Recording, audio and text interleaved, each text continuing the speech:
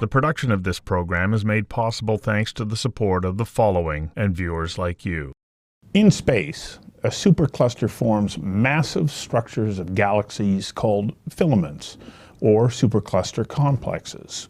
Here in BC, the Canadian Digital Supercluster was designed to build networks of big and small tech companies to develop, scale, and unleash digital technology breakthroughs. So says Sue Paish, the CEO of the Digital Supercluster.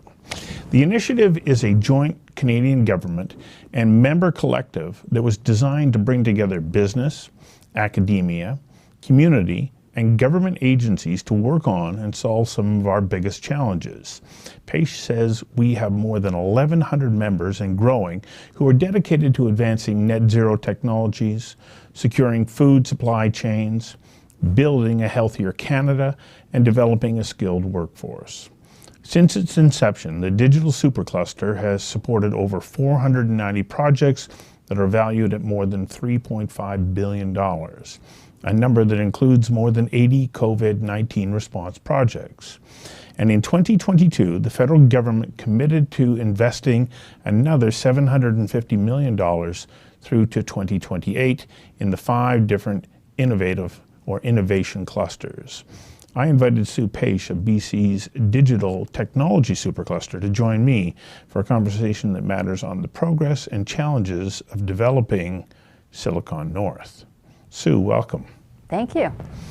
It's a great big hairy audacious dream, isn't it, to be able to create a supercluster. I mean, it's an idea and we want it to be there whole, complete when we say it's there, but it's a lot of work. It's a lot of work. It's one of the most exciting and meaningful challenges I've had in my career. And what better way to build a better British Columbia and a better Canada than to help find ways for Canadian companies to grow by developing and deploying world-leading technologies that solve some of society's and industry's biggest challenges. It's fun. I know. Nice aspiration. But one of the things that I understand about the tech sector is they've always been very careful about kind of guarding, well, those are my tech geniuses, they're not yours. But what we're talking about is bringing together a collaborative environment. How do you start to, you started with a clean slate. What were the steps that you went through to start to build this environment? Well, there's no doubt that the model is different. The model is based on 3 elements that are brand new to the Canadian innovation space. First is collaborative innovation. So we don't invest in a single organization or a single idea. We base our activity on the theory that we'll solve big problems better together than we will on our own. Not every organization wants to participate around that kind of table. So that's the first thing is collaborative innovation is hard. When it works, it produces brilliant results. The second thing is this is based on a sharing of the benefits and the product of the collaborative innovation. So it's based on if a product, if IP is developed, we share that around the table. And again, that's different from historical views of the tech sector. It's mine, it's all mine. This breaks down that perspective. The third is we invest in results. Historically across Canada, we've had a supply-based innovation approach where we develop technology and then we try and go and sell it. And we invest in the idea. In our organization, we bring these organizations around the table to solve a big problem, so demand-based innovation rather than supply-based. And once you've created your idea and you've put in a proposal to the cluster and it's gone through independent review and you're selected, the first conversation is congratulations, you're selected, you put your money in first. The private sector must invest in the project and deliver results before there is any co-investment from the cluster. We're stewards of taxpayers' dollars. We take that responsibility extremely seriously. No results, no investment. The result of all that is you get products and services that are actually solving big problems and are being deployed across the province, across the country, and around the world. So help me understand a little bit better how that works. You say you put forward a particular challenge or problem that needs to be solved, and it's almost as though you're putting it out to tender, saying, okay, you can be a part of this, but you got to pay to be a part of it, and if it works, well, then you're going to get money back. Do I have that right? Almost. The problems aren't solely within our domain. The problems are problems that are identified by industry, by society, by governments. For example, how do you improve access to healthcare services? How do you improve the outcomes from our healthcare system?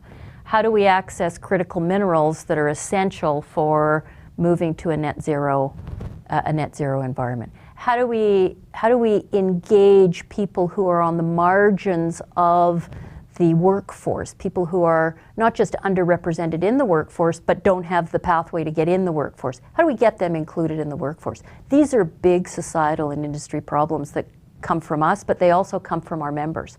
And we do put those out there as challenges and then see who comes to the table. Sometimes only 2 or 3, but sometimes a couple hundred. Got to get you to hang on for a second while we take a quick commercial break. We'll be right back.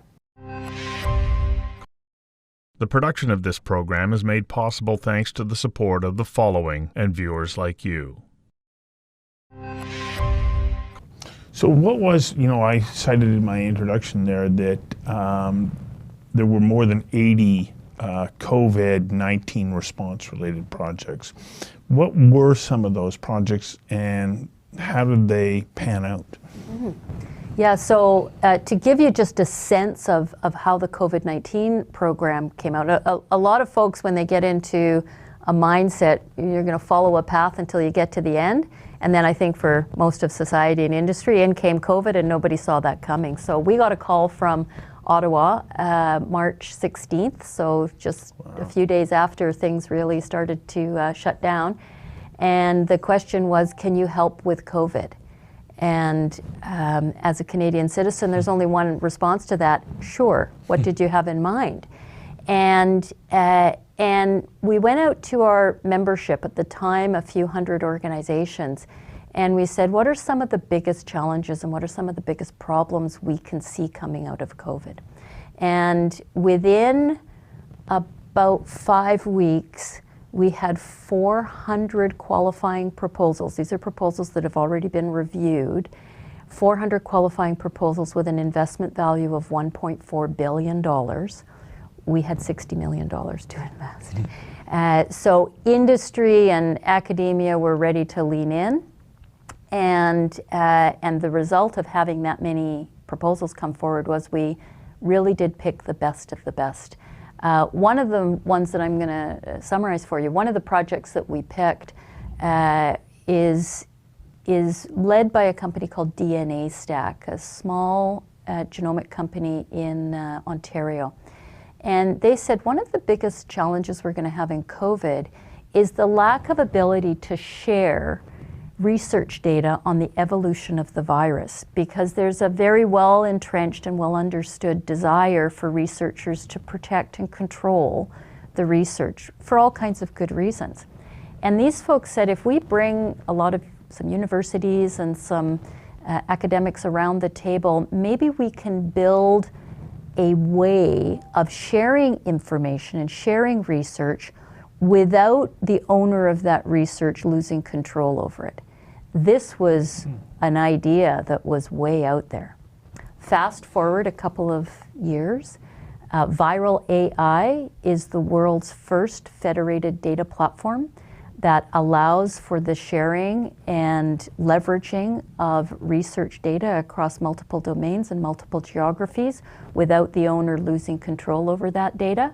It's resulted in DNA Stack being one of only 2 companies that was on the World Economic Forum's top 100 global pioneers. Canada only had 2 entries. One of them was a company that came through our program.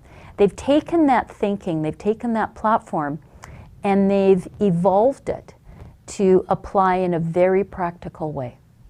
If you have a child on the autism spectrum, and you live in British Columbia or you live in Ontario, your access to innovative therapies or research studies or clinical trials has been historically restricted to who you know and who your physician or your medical team knows. Now the DNA Stack platform has been adapted so that any parent who agrees to put their child's genome on the platform will be advised of any treatment, therapy, or clinical trial anywhere in the world that touches that child's genomic makeup. That's game-changing. It sounds to me a little bit like the model that BC Cancer Research and the Personalized Oncogenomics program has employed as well, because the benefits for the mass of society outweigh that of just the individual. But all the people who are involved need to be able to protect their own intellectual property. It's a very interesting model. It's a similar model to the POG program. The difference is the span of the organizations that we engage goes from startups to mid-sized companies, multinationals, research and academic institutions, government agencies, and the model has really caught on. And just one example, when we started, we had 6 universities working with us. We now have 57 that are working with us in this model. So researchers in academia who have often stood outside engaging with industry in the development of products and services are really leaning in. So when you talk about universities, is that also part of the objective here, is to try and bring that curriculum and also the research environment in universities into the mix so that we're creating a more highly skilled workforce here in Canada so that we can compete internationally? Yeah, well, part of the rationale for having universities at the front end of this exercise right from the beginning, and of the 5, we're the only one that actually does this, and we require in every project there must be an academic institution or a post-secondary or a research organization. And the reason for that is, personally, I believe that some of the best research in the world across multiple domains happens in this country. And we have fantastic research, and we have a big divide between the research that goes on in that environment and commercializing it for the benefit of society. And so bring those research institutions to the table with industry to see the opportunities and the benefits of commercializing your research and developing products and services for the good of humanity. This is our second break. We'll be back in a moment. The production of this program is made possible thanks to the support of the following and viewers like you. So is it through the Supercluster network that in many ways you're helping to create those also networks of, we do this, you do that, together we can go here, and this is how we can commercialize and market whatever it is that's being developed? 100%. One of the benefits of the model is you bring people around a table who haven't sat at a table before, maybe don't want to sit at a table before, and the guard comes down and you realize that actually this organization has a lot of good things going on, or wow, I didn't know that organization was doing that. And we build connective tissue between organizations that didn't exist before. And this happens almost regardless of whether there's an approved project. We have some companies that say some of their greatest successes have come from project ideas that we didn't select because they built the relationships, they saw the opportunities that they could have working with other organizations, and they went on and developed great products and technologies even though their project wasn't approved by us. Is that an unintended consequence, or was it intended for that to happen? It was a surprise. I'd say it was unintended. We didn't appreciate, and I think a lot of the organizations that work with us didn't appreciate the power of this collaborative innovation model, the power of sitting at a table and listening to different people's perspectives on a problem before you start figuring out what the solution is. and collectively coming up with a solution that's better than you could have done on your own. That's a very unusual dynamic in Canada, and it really works. So, some of your members are some fairly substantial international companies with offices here in Canada and particularly in Vancouver. How does the supercluster help these smaller and medium-sized companies now develop relationships with those giants that they may not have otherwise been able to have access to? Mm-hmm. That's another one of the secret sauces that we have, if you will, is that we do bring multinationals and leading organizations around a table with small entrepreneurs or community organizations. And we've got some examples where a small organization was trying to have a relationship with a large multinational, and they just couldn't get there. They couldn't get through the phone barrier or the email barrier to have that contact. And now sitting at a table working with that organization to produce a proposal for the cluster, they've gotten to know each other, they do work together, they do business together. We're very careful to make sure that we don't have an acquisition approach that goes on with our big companies, and they respect that. And that's worked very, very well. We've got lots of stories where small companies will say, I am now doing work with companies that for the past 5 years I haven't even been able to get through the door, and now they're my clients. You must have a favorite success story that you like to tell. And I know, and I'm not asking you to say, well, I'm going to pick my favorite, but what is your favorite? Well, it's like your children, right? You can't have a favorite. I got quite a few. I'll tell you a couple. I'll tell you a couple of stories, and one of them it does come out of COVID, and the World Health Organization identified antimicrobial resistance as one of the top 10 killers of the world. AMR is going to kill 10 million people this year around the world. We all know what AMR is, even without being a medical professional. It's what happens when a virus evolves and evades a vaccine or a treatment. That's why we have to have multiple vaccines against COVID-19. A small group of young people in Vancouver at a company called First Line said the reason that AMR is one of the top 10 global health threats is not because we don't understand how viruses evolve or how we can deal with that. It's data. People don't have information that's up to date on how to treat a virus. You may think that that's odd sitting in Vancouver or in Toronto, but if you're in northern BC or northern Canada, or if you're in the middle of Africa, you don't have access to the up-to-date information right now. You may be even using paper binders on treatment advice for various conditions. So these young people developed a platform, it's an app really, that as long as you have access with your phone to the internet, you can get up-to-date information that's up-to-date to a matter of days. And that platform created by First Line in December of last year was identified by the World Health Organization as the platform that the World Health Organization will require all of its members to adopt for the treatment of AMR. I don't know the last time the World Health Organization picked a Canadian technology and said this is the best technology in the world. But that's a bit of a proud parent moment for us. Third and final break. We'll be right back. The production of this program is made possible thanks to the support of the following and viewers like you. Okay, what has that done for that company? What did they start as, and what are they now, and where do you anticipate they're going to go? So this is all very new. This announcement was made in December. We knew that it was coming down the pipe in the fall, but the announcement was made in December. Of course, if the world is coming to buy your technology, you have a revenue stream that you might not have otherwise had. You have a profile that you might not have otherwise have. And you have growth opportunities that are beyond your wildest dreams in many ways. And so First Line is on a very proud and wonderful trajectory for a group of young researchers.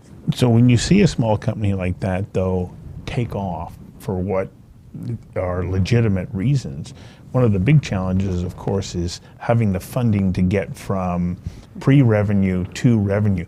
Do you help play a role there as well? Because as you say, you do bring funding for some once it's been proven out, but are you able to help companies facilitate them through those very important financial gaps that can be created?